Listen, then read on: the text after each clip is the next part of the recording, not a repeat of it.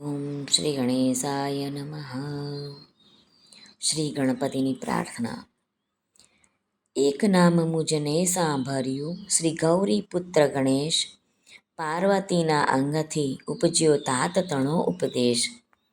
માતા જેની પાર્વતીને પિતા શંકર દેવ.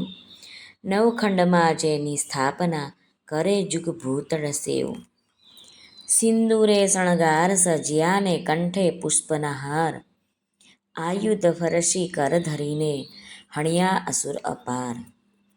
પહેલા કરમાં જળકમંડળ, બીજે મોદિક આહાર. ત્રીજા કરમાં ફરસી સોહીએ, ચોથે જપમાળ રે.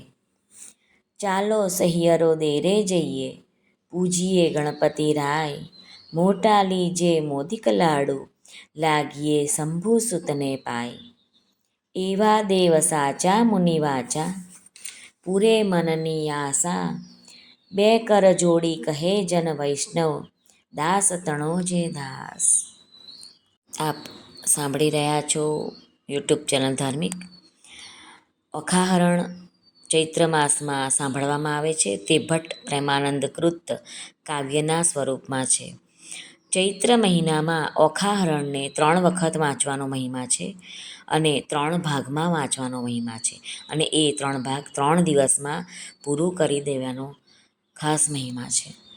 આપ સર્વના આશીર્વાદથી, પ્રભુની કૃપાથી ઓખાહરણ આપણી ચેનલમાં મુકાઈ છે, જે આપણે 3 ભાગમાં મૂકીશું. આ તમને ખાલી 1-2 મિનિટનું તમને સાંભળવા માટે મળશે.